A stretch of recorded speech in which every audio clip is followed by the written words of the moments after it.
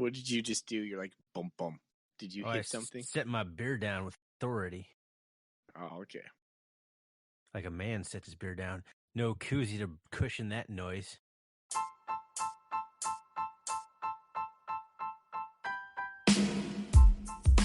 Welcome, everybody, to the R&R Catcast, a fan-based podcast focusing on Montana State athletics. We're two dudes named Ryan from the state of Washington talking about our dear Montana State. We hope you enjoy. Welcome, everybody, to the R&R Catcast. This is Ryan, joined by my co-host, Ryan. How you doing, Thorny? Fantastic, Ryan. You? Not bad. We're going to talk a little spring football tonight. What do you think about that? I think that sounds awesome. As much as I enjoy doing our basketball episodes, football is where it's at. That's my passion, and I'm excited to talk about it again. We got 9 full practices we can really sink our teeth into. 9 practices for the Bobcats with 9 lives. It all adds up. It makes no sense. Perfect sense, right? Perfect sense. Yes. So what are we drinking tonight, Thorny? I have a vanilla porter from Breckenridge Brewery, which is in Colorado, I believe. My wife just randomly picked it up for me. She thought I'd like it. I don't typically, I haven't found a vanilla porter I really like, but this one's actually pretty good. She'd enjoy it quite a bit. What's the brewery called? Breckenridge. Just Breckenridge. Yeah. All right. Which is a street I used to live on in Helena. Interesting. For all my Helena listeners, Breckenridge. I live there. I can still hear it every time you sit it down, so you'd be a little bit nicer. Okay. Hey now. So I'm drinking what's called the Corner Coast from No Lie Brewery here in Spokane. It's a Pacific Northwest ale. It's really low alcohol. It's like 4.8% alcohol. It's pretty good. It's hoppy. You wouldn't like it, so. No. But it's good. My wife picked it up. It's one of the better ones she has, put in the grocery cart here in a while. So I'm going to give her some props on that. We both have so much in common. Our wives gives us beer. That's just another thing to add to the list of similarities. Well, my wife does most of the grocery shopping, so it is kind of at the mercy of her when it comes to that. Or else I have to go out specifically and be like, okay, I need to go buy beer. And so, which I do, but not as much as honey, what did you get kind of deal. So. I do all the grocery shopping. When my wife goes, it comes back with a random smattering of stuff, and half of it is sweets. So it's, I'm in control of that. Oh man, my wife was tonight before we started this podcast. She was like, "So do you want what was it, like a chocolate covered almond with sea salt?" I was like, "Well, yeah, I'd like one of those." And so she tossed me one. I was like, "Oh my gosh, they're so good!" And so I ended up grabbing a handful before I jetting off up here to come do this podcast before we started. If that story ended with you eating one chocolate almond, I was gonna really have a lower opinion of it. Oh no, mini, good, multiple. Good. Yes, that's how it should be. You can't just have one snack like that. No. Anyways, we're getting off topic as normal. Hey, this is the intro. That's what we do. We just talk BS for a few minutes. And then we cut ourselves off when we ramble too far. All right. Well, let me kind of just run down what we think about some spring ball this episode. So we're going to give our general thoughts on spring ball. As a whole. Yeah, as a whole. The concept of spring fall. That won't take very long. We will talk about what we like, what we don't like. And then we're going to end the podcast with kind of what the next steps for the Bobcats might be. Some thoughts on going into fall practice, maybe summer practice, fall practice, and that big question of, have we had our defining moment? Are we taking the next steps? So that's kind of the layout for the podcast. What do you think about that? Sounds great. Do it. All right. So for spring football, we had 9 practices in the worst of weather. In Bozeman, Montana. I don't know if you were keeping track of the weather in Bozeman lately. It's been horrible. In Montana in general, it's just been horrible. So not surprising. I don't know the specific number, but I do know that they had a handful of those practices inside. I mean, so on Tuesdays, most of our listeners would know this, but their Instagram feed is the Bobcat practice, the football practice, so they have some sort of football player on the team go around with the camera, and they're snapping photos and uploading stories, and it's all these little clips of the guys doing the drills, and it just looks ultra boring, honestly, and it's just like there's nothing spring about it. They're in the brick breeding, running drills, and then when they do get to go out to the stadium, it's just like an ice shield out there. I mean, it looks like you're looking at some sort of doomsday field with like piles of snow everywhere, and just guys just slipping, and it looks miserable. So I can tell why Jeff Choate doesn't like spring practice, for one. I mean, the weather is just horrible this year. Do you think his opinion would improve if he had that indoor practice facility? Oh, without a doubt. Without a doubt. I think he should have used that spring as the crappy weather as just like a springboard for just lobbying for that. I'm sure he has. I'm sure he's talking to the right people daily about this. It's interesting to me. I think we should talk just slightly about this.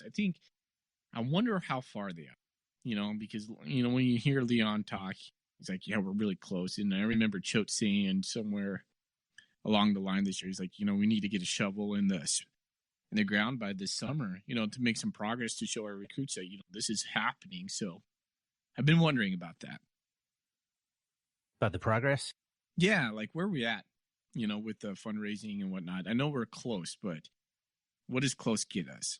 I don't know. And I forget what we are close to. We're close to, I think it's a $16 million goal, but what is that goal for? Is it, it's a new student athlete complex, right? I think it mostly has to do with the stadium, moving the football team to the north end zone over there, and building some sort of structure over there. So yeah, and I want to say and then they're like going to remodel where the football offices were and turn it into a more general athlete thing. I don't remember exactly, but that's what this phase is, right? It's just to do with student athlete centers. Yeah, for sure.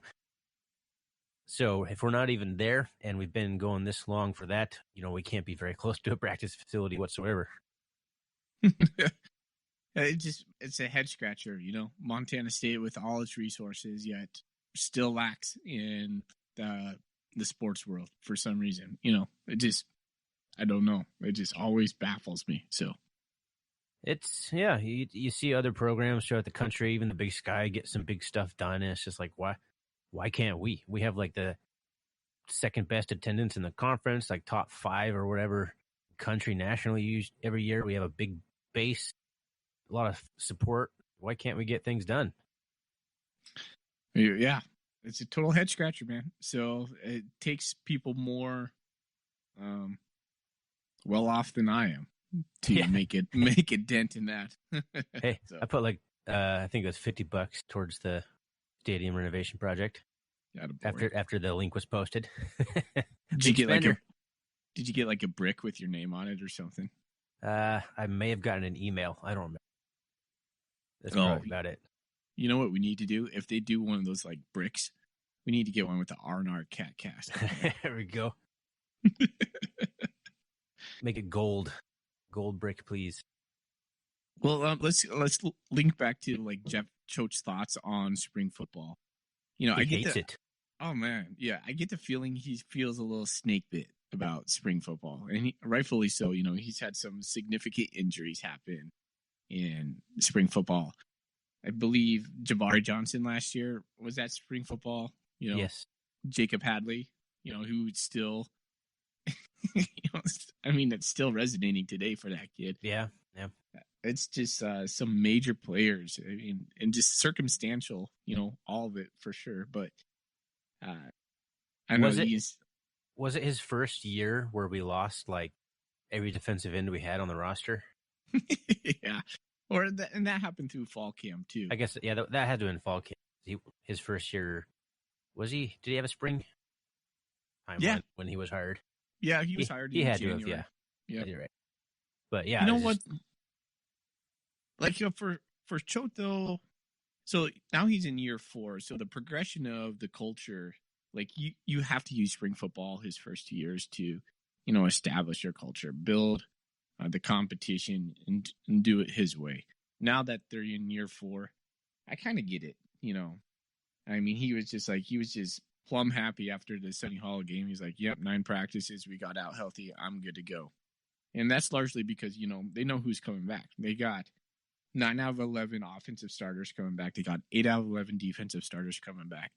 And so they're mainly just giving young guys, filling out the roster, some time. They're probably just seeing who, is going to show some flashes. But then again, it's like spring ball. So I think they're going to pay, I think they'll get way more gains over the summer, but that's time off from the coaches. I don't know. It just seems like, I think Jeff said, he's like, if we could take these practices away from spring and then put them back, allocate them to the fall schedule, he'd be in favor of that.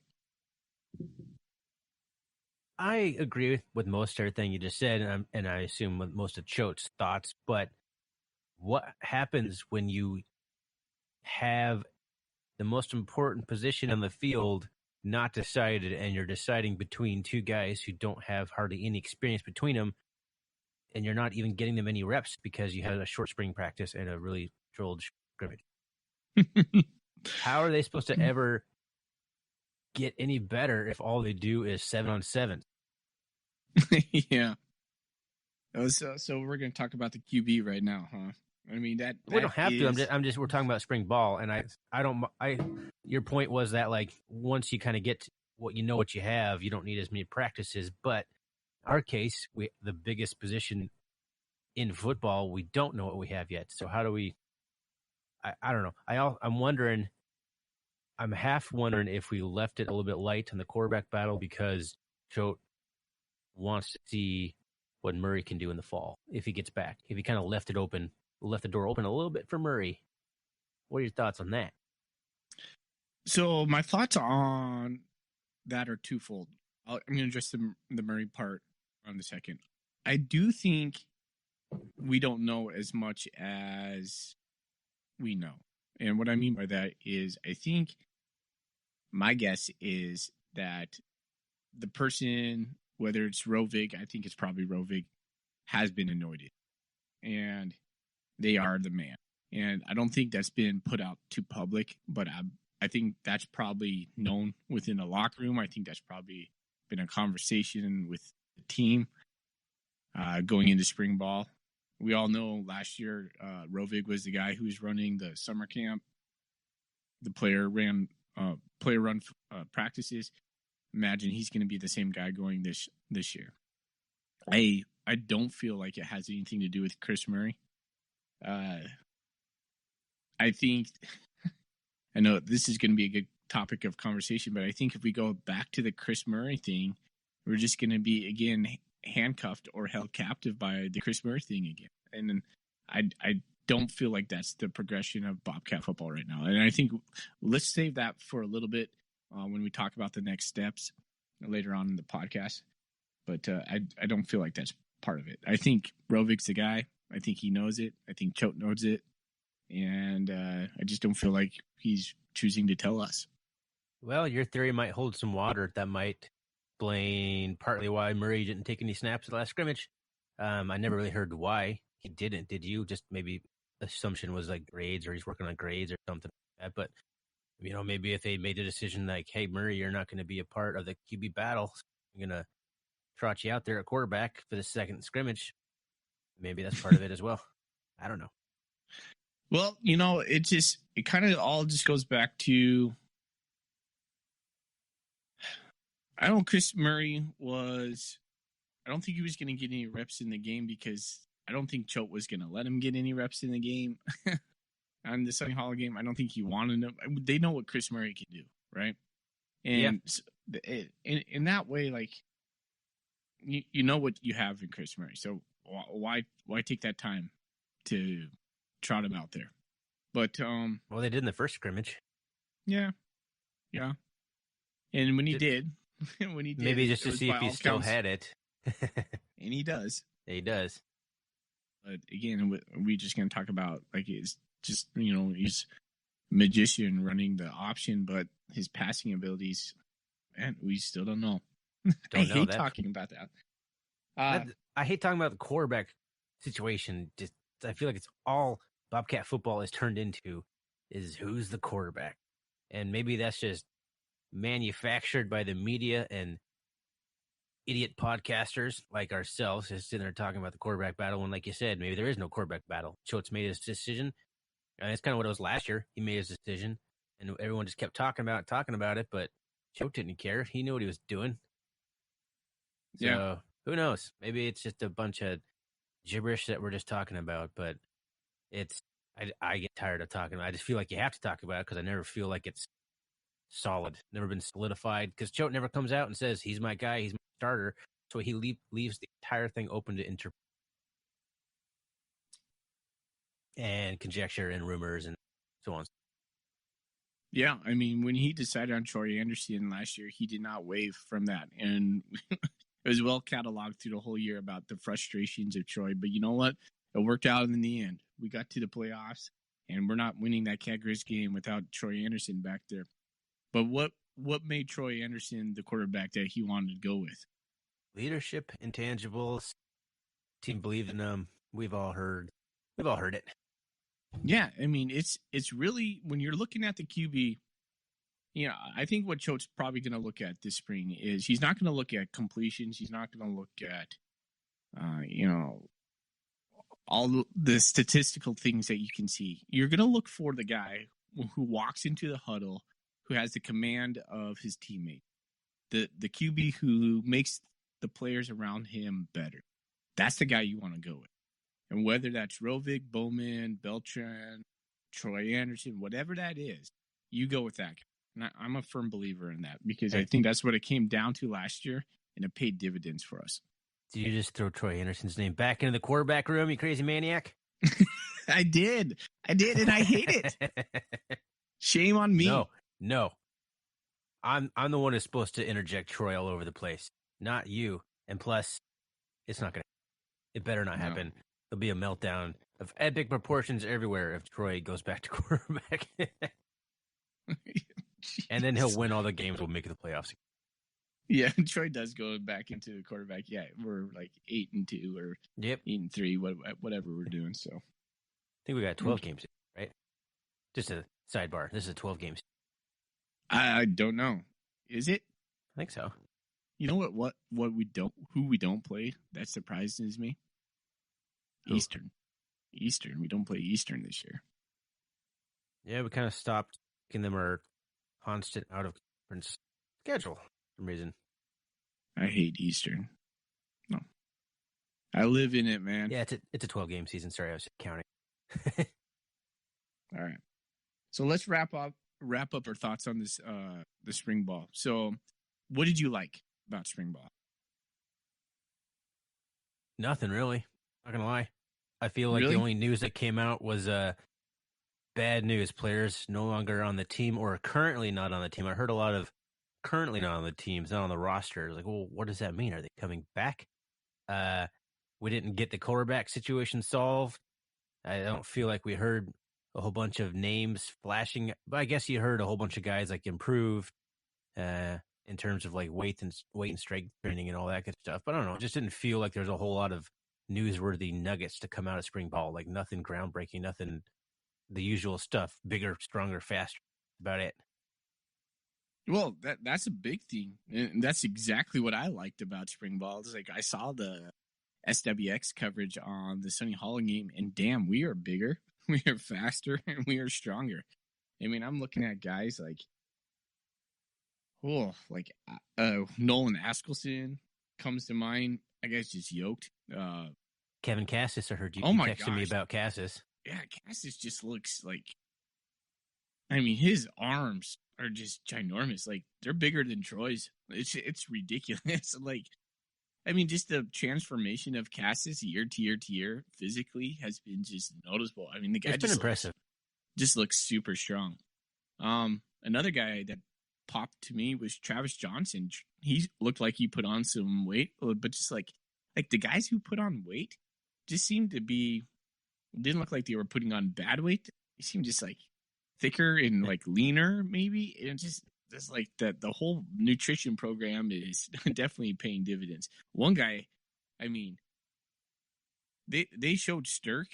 I almost fell out of my chair. Like Stirk just looks unreal to me. Just absolutely unreal. He's just a specimen to behold. He already was. Like I remember seeing pictures of him last year, like without pads on, like the little Under Armour shirts or whatever. I'm like, holy shit! Like this is what guys in like Power 5 FPS conference look like. Oh man, he just looks like a man among boys. I mean, he just looks like just different athlete. Is he bigger than he was last year? Because he was what, 260, 265, somewhere in that range? Oh man, he is bigger. He's clearly bigger. Oh, so like that's the only thing that spring ball showed me was we are definitely more bigger. We've gained size. We seem quicker. We seem to have more depth too. Specifically, I know we talked a lot about the linebackers last year. We're showing flashes in the linebacker spots, and I'm feeling good about our defense. I liked Kane Ione's defense. That is something that did stand out to me. We were showing different pressures, and granted, this is all spring ball, so we're not going to show them much. But yeah, I think I actually think we'll be better on defense this year. And I don't mean to say I'm not excited to hear that the guys are looking bigger, stronger, faster, but I'm just saying, show me a program in the country that doesn't have bigger, stronger, or faster from last year. That's just like everybody's bigger than they were last year. Just what happened. So right, I'm just saying, like, it's not outside the normal what you would expect to hear in spring ball. I'm excited for it. Don't get me wrong, but it's just like that's every program in the country everyone's talking about. So nothing like no new surprises, no new names. Like this guy really flashed. Was there anything of that sort? Can you really recall? Like I didn't. I heard some guys kind of progressed. Like Askelson was one I heard a lot about. Sounds like Callahan O'Reilly had a pretty good spring, from what I understand too. Like he might be pushing for some playing time. Tatum Gilman. Like I'm excited for our linebacking. Mm-hmm. And Amandre Williams. I guess that would be one exciting news. I've heard quite a bit of good things from his spring ball. So can you imagine? Yeah. So can you imagine our front if we have 4 guys down and that is Bryce Stirk playing on the inside with Amandre Williams on the outside. And then we have Derek Marks there and who would be the 4th guy down? Gosh, yeah. I can't recall the name, but I know gosh, who would that be? Chase Benson, probably. Yeah, Chase Benson. I mean, that's just a scary front right there. Sturk's gonna be moving to the inside. He's got that much size, and he's just gonna be able to dominate his one-on-ones for sure. Chase Benson's kind of a guy who has that just like ridiculous like frame and body that you just like guys just built like a brick. Mm-hmm. He's another one of those guys too. He just hasn't really had his skill level kind of catch up to his just what he used in high school just to overpower people with his will strength. But I think he's really coming along. I think he's going to be solid on the inside. But yeah, that package you were just describing, that is a pass rush. No one's going to stand a chance on that side of the ball as a quarterback. Holy cow. I know. Marks is no slouch. Like Marks would be starting on other big sky teams. He would have been last year. Gosh, he's such a good player. Such a solid player. He's had a really decent, like good, quiet career, and I'm hoping that he gets, now he's not behind Tyrone Fa'anono, that he's going to have a kind of a breakout. He's a senior, right? Like senior year. Mm-hmm. This is his senior year. Did you get a chance to see Level Price Jr.? I heard good things about him too. Yep, and one of the Gibson twins was really flashing on the Sonny Hollow game too. So, and that's because a bunch of guys are gone in the cornerback room right now. Yeah, so that kind of moves me into what I don't like about spring football. That's one of the things is our secondary seems a little bit depleted. I didn't see Jalen Cole. Not on the roster. Coulter said he was still kind of battling some injury things from the Grizz game. Apparently he had like a neck injury or a head injury or something of that sort, and that's troublesome. I didn't see Tyrell Thomas or maybe I did. No, I think he was the same thing. I think he's still kind of nursing something. Yeah. So But I it think just seemed, did Coulter say that Jalen Cole's not even on with the team right now? It's so bad he's not even participating. I think he's with the team. And by all accounts, I saw him on the Instagram feed and whatnot. But I think he was at the Sunny Holland scrimmage. I think he was in street clothes and whatnot. But he definitely wasn't dressed out. So Yeah, it's concerning. Like we seem to have bad luck with that. Like guys get hurt and then they stay hurt and then they retire yeah, because they're just like hopefully never able to come back from it. we're not going to speak any of that towards Jalen Cole. I think he probably will come back, but his timeline has, you got to be kind of careful on those. So I don't know what his timeline is, but man, and we don't know much, so we're just all conjecturing on this point. So, and then Filer was at least out of the spring game too, from what I understand. mm-hmm. The other the other Gibson twins, like not even with the team right now. I've heard some disciplinary things from that. Yeah, and so he could come back. He could come back, but I'm just saying, like, holy cow, like we're down like 4 guys for our spring game. Yeah, we're starters, 4 like potential, or at least 3. Yeah, like Thomas, Cole, and Filer. It's like our starting trio, right? Possibly Damian Washington, notwithstanding. No, he played. I saw him in the spring game. Good. So I was impressed. Just one more thing on those defensive backs. I was impressed with Gibson. I think it was Tyree that was playing. I think it's Tyrese that might be out. I might be wrong on that. I think you're right because I'm looking at the roster right now and I only see Tyree. I do not. Okay. So the thing that I was impressed by was just his length and fluidity. He kind of reminded me of a young Joey Thomas. I mean, he has that body type that.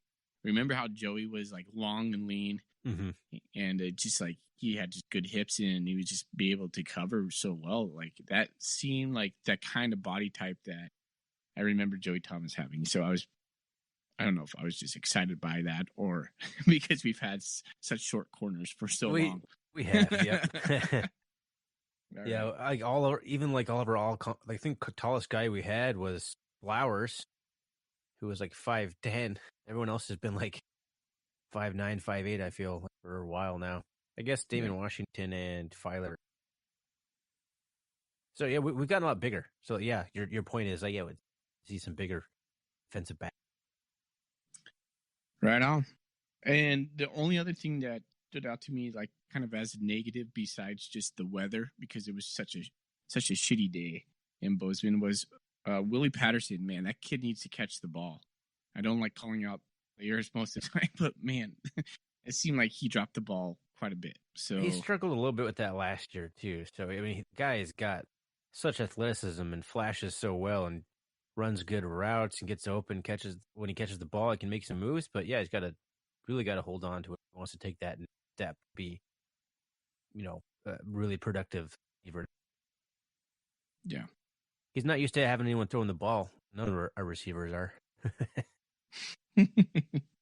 I know we got to get that change. So let's not talk about that. But so Thorny, what's the next steps for the Cats? I think really like the obvious answer would be quarterback, but I think really if our defense takes another step, becomes more of a shutdown defense rather than the bend but don't break, or just really putting pressure on teams, forcing more turnovers. We really turned a corner last year in turnovers because we went a long time without any sort of fumble recovery. Was it? We got halfway through the season without recovering a fumble? I think it was. Yeah, there was only like one other team in the entire FCS who had not recovered a fumble at one point. But then all of a sudden, we would just like went on fire. That's when we started winning games. It was defense that won us all those games, creating turnovers. I mean, culminating in Cat Grizz, 2 turnovers forced in that game, 2 fumbles, or I can't remember, was there an interception? But point is, like, I expect better things. I hope Kane Ione brings the expertise that he learned at Washington and comes and applies it and really takes that defensive scheme and takes it to the next level. And I think if that improves with the really talented offensive line, they're not going to ask a whole lot out of our quarterbacks to be able to win us football games. That's going to make it a lot easier for a quarterback to transition. So I think really that's my first thing I would say needs to take the next step is the defense, just in general. The linebacker play in particular. Okay. How about you? Well, I think we need to win games that we're underdogs in. And those would be like the Weber State games, the Eastern Washington game. I know we're not going to play them, but those type of moments. I mean, Choate has proven to be the man in the cat grizz. And we keep talking about last year, we always talked about, we were waiting for a defining moment. Like, when's Choate's team's going to show up when it's tough and they overcome adversity, and not just in the cat grizz, but in a different type of atmosphere where it's the energy is not necessarily through the roof. Like last year, we lost Weber State, Idaho State, those clutch games. Eastern Washington comes to mind. If we would have won any one of those 3 games, I would have considered that like getting over the hump, kind of a defining moment for the program that would have changed maybe the arc of the trajectory of our team. Now, we got some momentum in November, and that's a big thing. So I do feel like we took steps in November, but October was rough for us last year. And so for me, what is it that we need to do to take the next steps? We need to win some of those games that, the powers of the Big Sky. We need to compete and win some of those games. And then, would you classify the Western Illinois game from last year as that kind of win? Because I think we were underdogs. Now, Western didn't turn out to be a very good football team in the end, but at the time, I think they were ranked higher than us. They were coming off a playoff season. They were a playoff team last year. No, I don't think I would classify that. I think it just needs to. I mean, it literally. I don't know why it's stuck in my head, but it's like Weaver and it's like Eastern. Like, we need to beat one of those teams next year, and we're not going to play Eastern, so we need to beat Weaver next year. Playing we have. I was looking at our schedule, and you're talking about needing that kind of upset. I don't even know who we have the opportunity against UC Davis, and that's like literally it. Other than that, we play SEMO, which is a good team. Western Illinois again, which is a good team, but again, we're probably going to be favored in both of those, I'd imagine. Mm-hmm. And then we got Norfolk, NAU, Cal Poly, Sac State, North Dakota, Southern Utah, Northern Colorado, UC Davis, and Montana.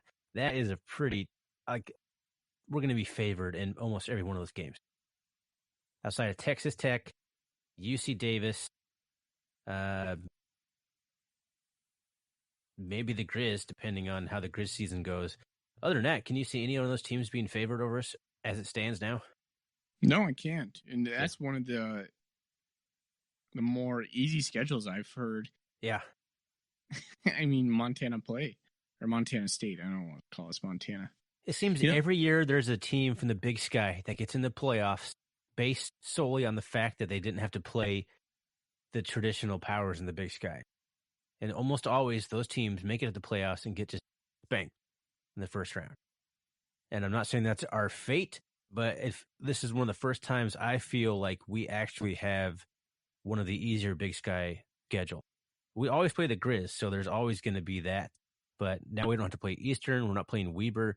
We're not playing Idaho State. We're not playing any of the up-and-coming teams right now, except for, Davis. And it remains to be seen if Davis is here to stay. I think they are. But it's going to be interesting to see how that goes. But, yeah, Davis is probably the only first time all next year where we're going to be true underdog, Texas Tech notwithstanding. So I believe it was Coulter who talked about Bobby Houck's philosophy of scheduling. Do you remember, just kind of complaining in general how the Grizz would play such a conference schedule or pre-conference schedule? Do you remember those days? They would just Not play in particular. They would just play like these cupcake teams, Well, yeah, they play a lot of D2 teams, but we did that Yeah. well before Choate too. Every year, Ash and Kramer made a living on Adams states of the world. Well, but my point being was Coulter talked about how Bobby would say, like, we played those teams because once our team gained momentum, you weren't going to beat us. And so they would start to build this momentum throughout the season, string 3 or 4 or 5 wins in a row. And all of a sudden you're just rolling. And that could be the Bobcats this year. In every season Choate has played so far, or coached this so far, you've had a really tough schedule. I mean, big games. We don't have a South Dakota State on on the docket this year. We don't have a Eastern. We don't have a Weaver. I mean, those are all huge games. No, every year we seem to have multiple top 10 teams, and in some years, multiple top 5 teams. Yeah, so it'll be interesting to see how that plays out. One team I wish we could have scheduled again would be Kennesaw. I thought that was such a fun game. I mean, frustrating for sure, but what an interesting matchup, and they proved to be such a solid team still. So I hate option teams. I hate watching option teams cut down all of our defenders. It just trace me. Yeah, I mean, that happened to us this year at Cal Poly. They scored 21 points in the fourth quarter, and we almost lost. We almost lost that game. If that game went another 5 minutes, we lose. We were getting steamrolled. Jenkins and Prothrow, man, and they were just tearing us apart back there. We had nothing left. I know we started subbing guys out, and then subbed them back in because couldn't. Oh shit, gonna lose. Yeah, that was fun. Want to tackle those guys anymore. So I don't want to tackle Joe Prothrow either. He's a 35-year-old man. Yeah. All right, so to wrap this up, I think another thought I had is, it just kind of echo yours, I believe, is Choate needs to solidify his quarterback. We need to decide on what kind of route we're going. If we're going to go with Chris Murray, let's just go with Chris Murray and let's get that over and grieve that process and then move on. But we're really wasting Tucker Rovig's time and Kesey Bauman's time if we're going to do that. And I just don't feel like that's what we're doing. I fully believe that we really want to go with Rovig and a more traditional guy who can, make plays down the field, press it down the field. We need to develop some sort of mid-level passing game because there was zero of that in the Sonny Hall game. I don't know if that was by design. I'm interested to see what Matt Miller can dial up for us this year. I think a lot of that was the wind. Yeah, it was ridiculous. It just looked horrible. I'm sitting here like in my warm couch downstairs. I was just like, man, I would not want to be there. So, but yeah, that just looked so shitty out there. But the quarterback, that's the linchpin, man. What are we going to do there? Are we going to start Troy Anderson again? No. Is that a possibility? Nope. Troy, that's another, going back to the no news from the spring, Troy Anderson didn't even get to play. So that was like the big thing, is like, how is he going to look at quarterback? Well, who knows? We'll have to wait to find out the verdict on that one. Everyone just assumes, did I say quarterback? I'm a linebacker. Everyone just assumes he's going to be this stud linebacker, but he really hasn't played the position. And now he's like going into his third year, playing all over the place, not playing much linebacker. So it'll be interesting to see if he can actually productive, and if he can be, is it going to be right away, or is it going to take him some? So that's just another kind of disappointing thing for spring, is we didn't get to see Troy. Period. I think he had shoulder surgery. He did, which is fair, like understandable. I think most of the fans finally got what they wanted, to see him come back to linebacker, and then no one got to see him play. Yeah, exactly. So. Well, I'm sure they're going to make some gains over summer, and I'm excited to see what they do. Yep, I'm pretty excited to see what happens that transpires at the beginning of fall camp. See what guys are back. See any defections or anything like that. If anybody enters the transfer portal, it's going to be more and more of a wild ride, I think. Transfer portal coming up, but can't wait for fall camp to start. You and I are going to go to a game this year, aren't we?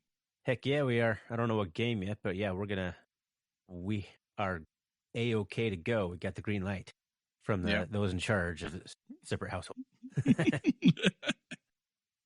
We're going to have to do some sort of like live edition to the Arnar Cat Cast that day. That would be fun. Live edition from spectators, and then we just drunk walk all the way down to the R bar and just podcast the whole thing. What do you think? That is a long walk, my friend. That is a long walk. That is a long walk. Probably got to reverse it, I imagine. Smart way. We'll call Danny Sprinkle up and we'll have him give us a ride. How about that? Yeah, see if he gets us a donut. He's just going to be walking around the tailgates giving out donuts. That's like his gig. Man, you will win a lot of friends and donuts. Did you see in his press conference where he told Leon and Claudette, he was like, "Yep, I'm going to go to visit the sororities and fraternities, but not at night. But not at night." You know, he comes in, he realized what he said, and he's like, "But not at night. Don't worry, guys. Don't worry." I think it's a smart thing. That's trying to get anyone involved. I think it's a good thing. Yeah, for sure. So I'm excited for him. Complete tangent, but I'm excited for Sprinkle. Yeah, let's talk about that a little bit later. Let's maybe roll. I don't know. Maybe if we want to do another bot cat thing on Sprinkle, we could do that. But let's not talk about that. We could sprinkle one in. Hey, oh. All right, buddy. With that, I'm going to leave while I'm not on top. Yeah, exactly. So we won't have any football news. This might be our last podcast before fall camp. I don't know. Yeah, possibly. We'll see. All right, buddy. With that, this is sign off with Go Cat. Go Cats.